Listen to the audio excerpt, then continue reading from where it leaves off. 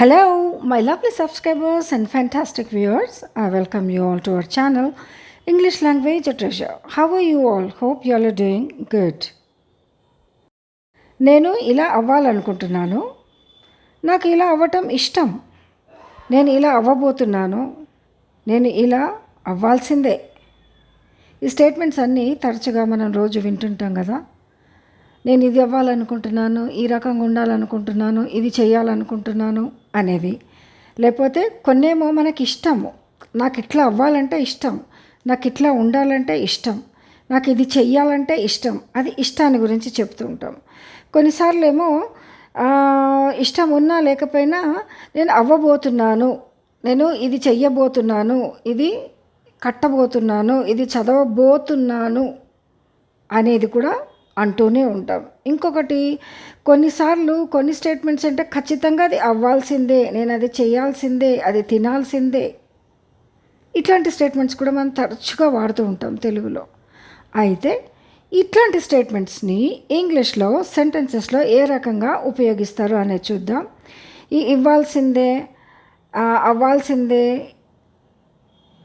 చేయాలని ఇష్టము, ఇట్లాంటి వాటన్నిటికీ ఇంగ్లీష్లో ఏ పదాలను ఏ ఫ్రేజ్ను ఉపయోగిస్తే ఈ అర్థం వచ్చే సెంటెన్సెస్ ఫామ్ అవుతాయి అనేది ఈ వీడియోలో చూద్దాం. ఓకే, సో ఇట్లాంటి సెంటెన్సెస్ కన్నిటికీ టు బీ అనే ఫ్రేజ్ను ఉపయోగించి మనం సెంటెన్స్ ఫార్మేషన్ అనేది చేస్తాం.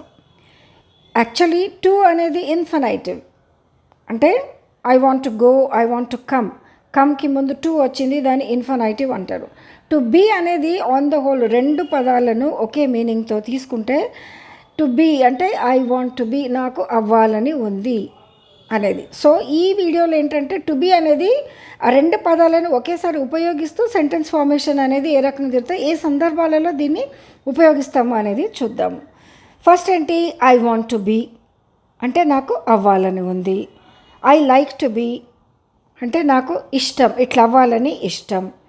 ఇంకోటి ఐఎమ్ గోయింగ్ టు బీ అంటే నేను అవ్వబోతున్నాను. లాస్ట్ వన్ ఏంటి, I have to be. Have to be అంటే కంపల్షన్ అనమాట. సో నేను ఇట్లా అవ్వాల్సిందే, నేను ఇది చెయ్యాల్సిందే. సో ఈ 4 సందర్భాలలో టు బీని పెట్టి ఉపయోగించినప్పుడు ఏ రకమైన సెంటెన్స్ ఫార్మేషన్ అవుతాయి, వాటి మీనింగ్ ఎట్లా ఉంటుంది అనేది ఈ వీడియోలో తెలుసుకుందాం. సో ఫస్ట్ వన్ ఏంటి, ఐ వాంట్ టు బీ, నాకు ఇలా అవ్వాలని ఉంది. I want to be.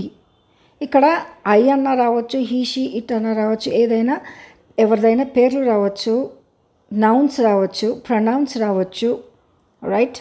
So ఏదైనా రావచ్చు. So I want to be అనేది యాజ్ ఇట్ ఈస్గా ఉపయోగిస్తే ఏ రకంగా సెంటెన్స్ ఫార్మేషన్ అవుతుంది అంటే, number 1, I want to be a doctor, నాకు డాక్టర్ అవ్వాలని ఉంది. Okay. Number 2, she wants to be a teacher. She wants to be a teacher. Want అంటే అవ్వాలని ఉంది. ఇక్కడ షీ వచ్చింది కాబట్టి అక్కడున్న వాంట్లో ఎస్ అనేది యాడ్ చేయడం జరుగుతుంది. ఎందుకు, అది singular, third person singular. She wants, he wants, it wants. Okay, she wants to be a teacher. Okay, ఆమెకి టీచర్ అవ్వాలని ఉంది. He wants to be a pilot, అతనికి పైలట్ అవ్వాలని ఉంది. ఇవన్నీ వాంట్స్ అనేది ప్రజెంట్ టెన్స్లో.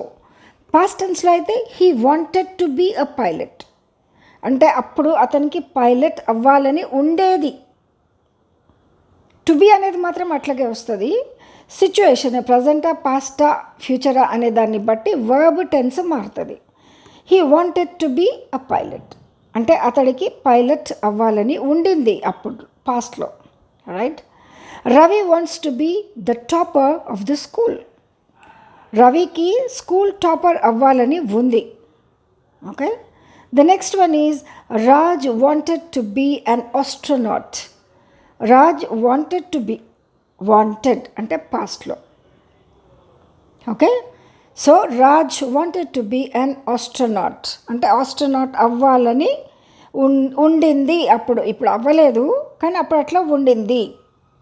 సో ఈ సెంటెన్సెస్ అన్నీ ఏంటి, ఐ వాంట్ టు బీ అనే ఫ్రేజ్ని ఉపయోగించి ఏ సెంటెన్సెస్లో ఎక్స్ప్రెషన్స్ ఎలాగ వస్తాయి అనేది ఈ ఎగ్జాంపుల్స్ ద్వారా తెలుసుకుందాం. Alright.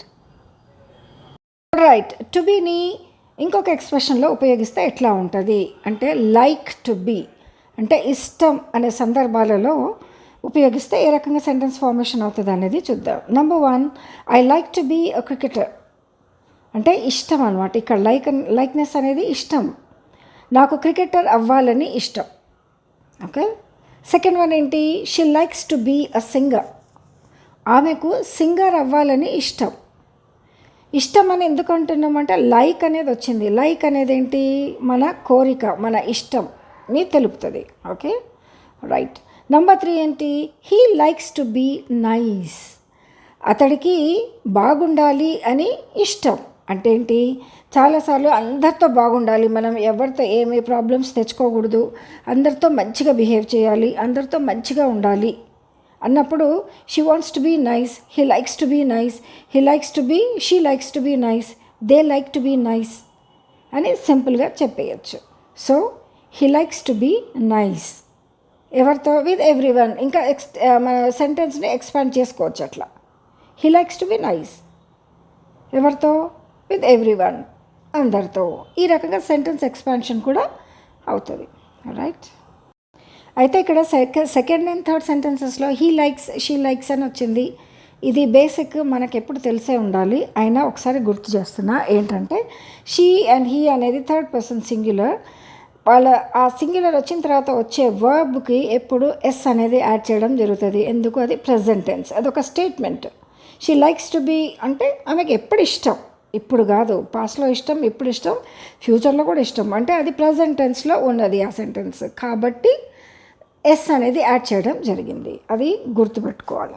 Okay okay. Next sentence ఏంటి, he likes to be the centre of attraction, he likes to be the centre of attraction. చాలామంది బాయ్స్ హీరోస్ లాగా ఫీల్ అయిపోతుంటారు కదా, ఏదైనా గ్రూప్స్లో ఫంక్షన్స్లో వెళ్ళిపోయినప్పుడు వాళ్ళే అందరికీ సెంటర్ ఆఫ్ అట్రాక్షన్లో ఉండాలని ఇష్టపడుతుంటారు. తెలుగులో ఎట్లా వస్తుంది అది, అందరి ఆకర్షణకి కేంద్రంగా ఉండాలని అతనికి ఇష్టం. ఓకే, అందరి ఆకర్షణకి కేంద్రంగా ఉండాలని అతనికి ఇష్టం, ఇది తెలుగులో. ఇంగ్లీష్లో he likes to be the centre of attraction. Okay. Now the next one is fifth one, she likes to be miss universe, ఆమెకు మిస్ యూనివర్స్గా ఉండాలని ఇష్టం. అది ఉంటుందో లేదో మనకు తెలియదు కానీ ఆమెకైతే ఇష్టం, ఆమెకి మిస్ యూనివర్స్గా ఉండాలని ఇష్టం. ఇంగ్లీష్లో she wants to be, wants టీఎస్, she likes to be miss universe. అంటే లైక్స్ ఎందుకు వచ్చింది, she is a third person singular కాబట్టి అక్కడ దాని తర్వాత వచ్చే వర్బ్కి ఎస్ అనేది ఖచ్చితంగా యాడ్ చేయటం అనేది జరుగుతుంది. రైట్. నేను పదే వీటిని స్ట్రెస్ చేస్తున్నా ఎందుకంటే మీరు మర్చిపోకూడదని, అంతే. ఓకే. థర్డ్ ఎక్స్ప్రెషన్ ఏంటి, going to be. Going to be అంటే అవ్వబోతున్నాను, చెయ్యబోతున్నాను, రాబోతున్నాను. బోతున్నాను అంటే అవ్వలేదు, ఫ్యూచర్లో అది జరగబోతుంది అన్నప్పుడు ఉపయోగించే ఎక్స్ప్రెషన్. ఓకే. సో దీనికి కూడా టు బీ అనేది ఉపయోగిస్తాం. అయితే ఇక్కడ ఒక చిన్న చేంజ్ ఏంటంటే ఈ టు బీ అని ఉపయోగించకముందు వచ్చే వర్బ్ ఏదైతే ఉంటుందో, he likes to be, he wants to be అని ఏదైతే అన్నామో అక్కడ ఆ వర్బ్ అనేది ఇక్కడ ఈ ఎక్స్ప్రెషన్లో అవ్వబోతున్నాము అనే ఎక్స్ప్రెషన్లో ఆ వర్బ్ అనేది ఐఎన్జీ ఫామ్లో ఉంటుంది. So going to be, coming to be, అట్లా ఆ రకంగా. Okay. Wanting to be. Okay.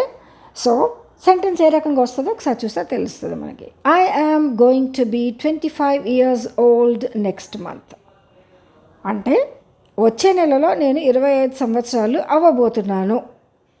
I am going to be. Okay. I am going to be 25 years old next month. Okay, second one is he is going to be the director next year. He is going to be the director next year. అంటే వచ్చే సంవత్సరం అతడు డైరెక్టర్గా అవ్వబోతున్నాడు, లేకపోతే వచ్చే సంవత్సరం అతడు director కాబోతున్నాడు.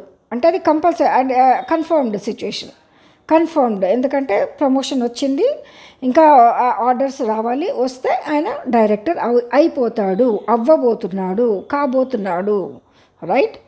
He's going to be the director next year, right.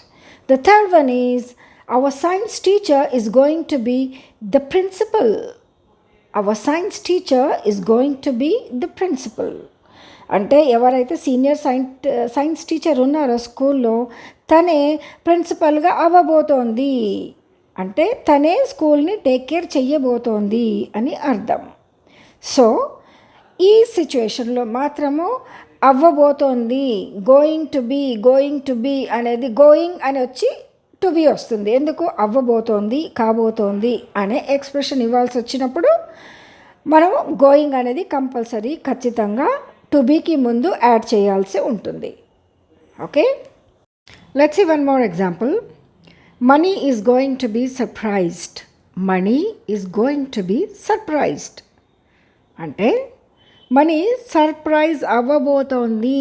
ఎందుకు? మిమ్మల్ని చూసన్నా, లేకపోతే మీరు ఇచ్చే గిఫ్ట్ అన్నా, ఏదో ఒకటి మీరు సర్ప్రైజ్ ఆమెకి ఇవ్వబోతున్నారు, ఆమె సర్ప్రైజ్ అవ్వబోతోంది. Okay, money is going to be surprised, right. So ఈ విధంగా గోయింగ్ టు బీ అనే ఆ ఫ్రేజ్ను ఉపయోగించి సెంటెన్సెస్ చేయటం అనేది జరుగుతుంది, right. Okay, next expression is have to be.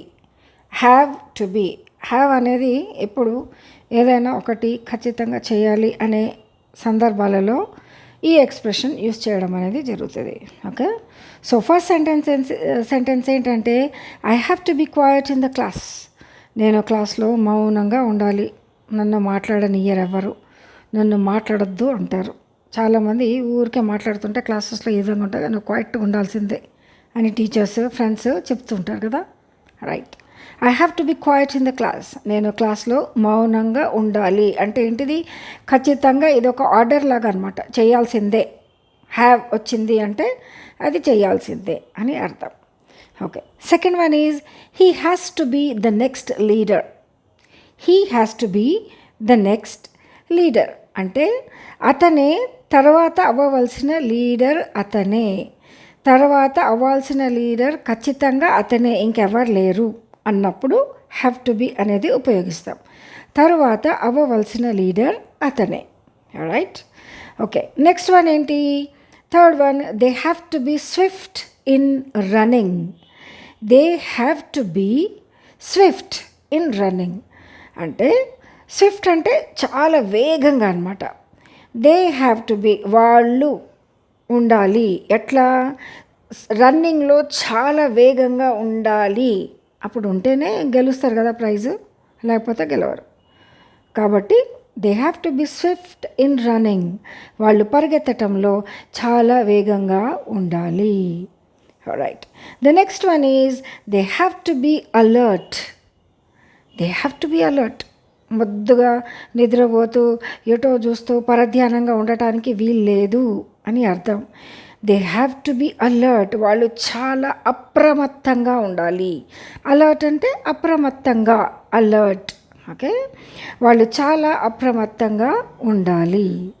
So ఈ విధంగా కొన్ని ఈ సిరీస్ ఎందుకు చేసినానేనంటే ఒకళ్ళ రిక్వెస్ట్ని బట్టి టు బీ అనే రెండు పదాలను యాజ్ ఇట్ ఈస్గా వాడితే, ఇన్ఫినిటివ్గా కాకుండా బీ వర్బ్గా కాకుండా టు బీ అనేదాన్ని సెంటెన్స్లో ఉపయోగిస్తే ఏ రకమైన సెంటెన్స్ ఫార్మేషన్ అవుతాయి అనేదాన్ని తెలియపరచడానికి ఈ వీడియో చేయడం అని జరిగింది.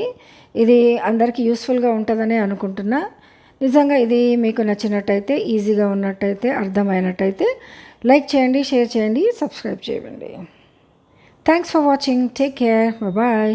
I'll see you in my next video. Till then, have a great time.